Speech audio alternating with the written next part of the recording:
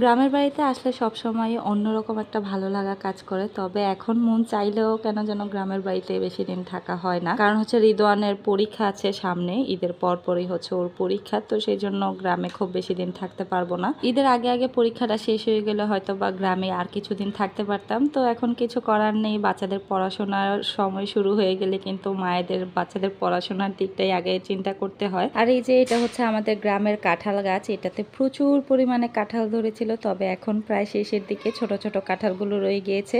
আর এদিকে আপনাদের ভাইয়া তো গ্রামে আসলে সব সময় কিছু না কিছু করতে থাকে। ও যখনই গ্রামে আসে গাছের পরিচর্যা করতে করতে ওর সময় পার হয়ে যায়। ও হচ্ছে এদিকে একটা চারা গাছ উঠাচ্ছিল অন্য জায়গায় লাগানোর জন্য। আর এদিকে আমাদের একটা ছোট্ট জাম গাছে না প্রচুর পরিমাণে জাম ধরেছে, তবে নর্মালি যেই জামগুলো হয় এটা কিন্তু ওরকম না। এটা কি জাম বলে আমি ঠিক জানি না, কিন্তু খুবই ছোট ছোট জাম ছিল। তবে এই গাছ থেকে বাচ্চারা তো প্রচুর পরিমাণে জাম পেরে পেরে খাচ্ছিল, কারণ অনেক পরিমাণে জাম ধরেছিল। দেখতে ভীষণ সুন্দর লাগে, খেতে যদিও খুব একটা মজা না। এটা হচ্ছে আমাদের পেয়ারা গাছটা, এই গাছটা হচ্ছে আমাদের উঠোনের পাশেই লাগানো। এটা আমার বিয়ের পর পর হচ্ছে আপনাদের ভাইয়া লাগিয়েছিল। আমার পেয়ারা অনেক বেশি পছন্দ, তাই হচ্ছে ও এটা আমার জন্য লাগিয়েছিল।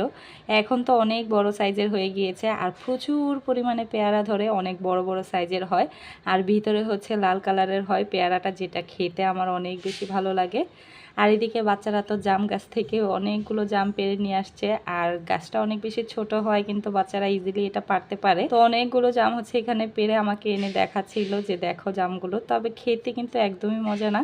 আর বিচিটা অনেক বেশি বড়, জামটা দেখতে যতটুকু বিচিও ভিতরে ততটুকুই। পরের জামের অংশটা খুবই অল্প ছিল, তবে এগুলোই বাচ্চারা এত মজা করে খাচ্ছিল, দেখে তো মনে হচ্ছিল কি না কি খাচ্ছে একদম। মানে ওরা তো অনেক বেশি খুশি এগুলো পেয়ে। আর রিদওয়ান তো গ্রামে আসলে ওকে আমি খুঁজেই পাই না, ও রুমের মধ্যে থাকতেই চায় না, সারা দিন শুধু দৌড়াদৌড়ি লাফালাফি আর বাচ্চাদের সাথে খেলাধুলা নিয়ে ব্যস্ত হয়ে থাকে। আর ও তো ঢাকায় যাওয়ার নাম শুনলেই কান্নাকাটি শুরু করে দেয় যে মামনি আর কয়েকদিন থেকে যায়, আর কয়েকদিন থেকে যায়, এরকমটা করতে থাকে ও। আসলে আমরা যে যাই বলি না কেন, গ্রামের মতো শান্তি কিন্তু আপনারা কোথাও খুঁজে পাবেন না। যতই ঢাকার মধ্যে আপনার বিশাল বড় বাড়ি থাকুক না কেন, তারপরেও গ্রামে ছোট্ট একটা যদি কুড়েঘর থাকে সেখানেও আপনার অনেক বেশি শান্তি ফিল হবে।